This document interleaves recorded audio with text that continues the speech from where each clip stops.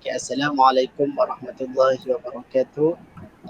Kami adalah daripada pelajar program geografi mengambil kursus LMCW 2022 iaitu pengurusan dan analitik data. Okey, bagi pembentangan poster pada kali ini berkaitan dengan tajuk kajian kami yang kami pilih iaitu trend jangka hayat penduduk Malaysia dari tahun 2010 hingga tahun 2020.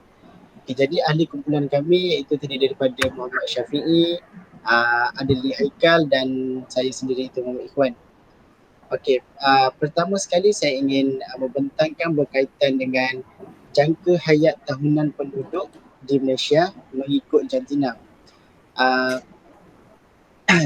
daripada hasil analisis kami mendapati bahawa perempuan ni mempunyai jangka hayat tertinggi iaitu di antara 76 hingga 78 tahun berbanding dengan lelaki iaitu hanya mencatat jangka hayat iaitu di antara 72 dan 73 sahaja.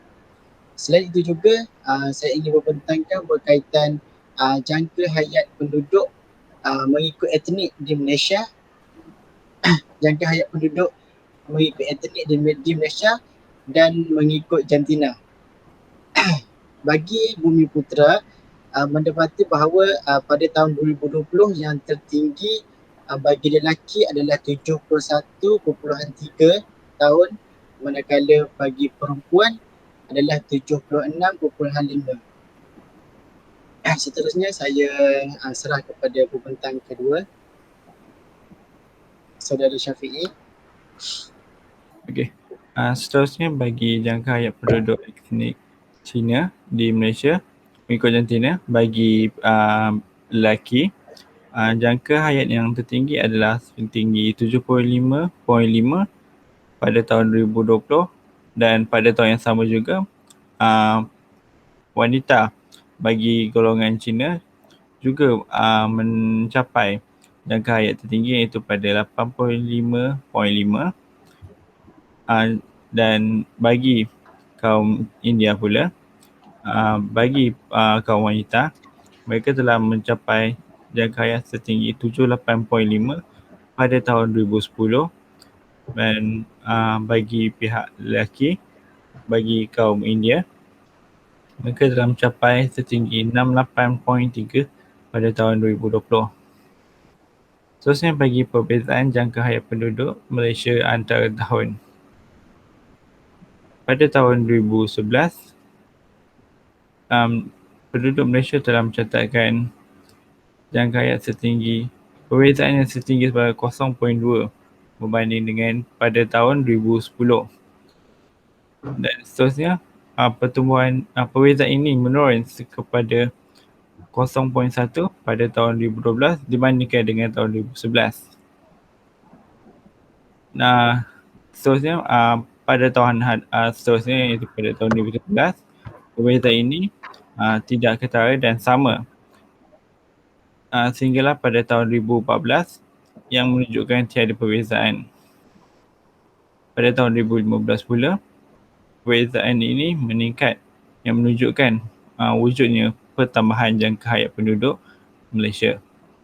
Dan pertumbuhan ini dilihat lagi meningkat pada tahun 2016 dibandingkan dengan tahun 2015 mencapai sehingga 0.2 perbezaan jangka hayat tersebut. Namun jangka hayat ini berkurangan secara mendadak pada kosong pada tahun 2017 dibandingkan dengan tahun 2016. Dan ia menunjukkan cuak meningkat secara mendadak pada tahun 2018 dibandingkan dengan tahun 2017 mencapai puncaknya pada 0.2.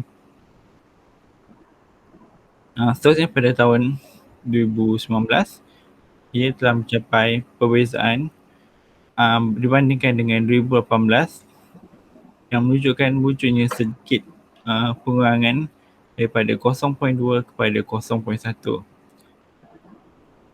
Seterusnya pertumbuhan juga berlaku pada tahun 2020 yang menyaksikan pertambahan sebanyak 0.1 kepada 0.2 pada tahun 2020. Dan seterusnya saya menyerahkan kepada rakan saya untuk menyambung pembentangan. Okey. Baiklah, terima kasih kepada saudara Syafiq atas pembentangan seperti tadi. Baiklah saudara dan saudari, pada kali ini saya akan membicarakan tentang jangka hayat kelahiran mengikut tahun. Jadi berdasarkan maklumat daripada poster ini, kita boleh lihat jangka hayat kelahiran pada tahun 2010 iaitu 74.1 meningkat secara mendadak pada tahun 2020 iaitu sebanyak 74.9.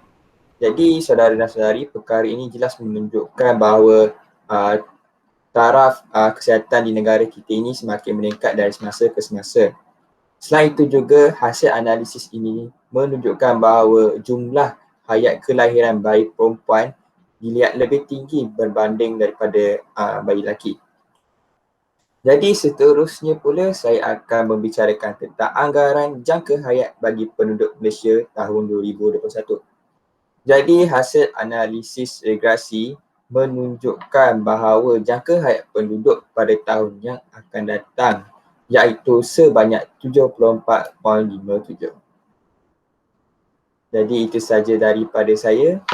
Sekian, terima kasih. Wan, sambung Wan.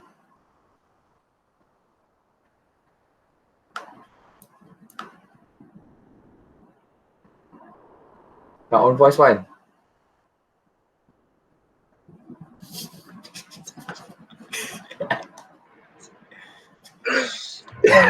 Aku tengok tu.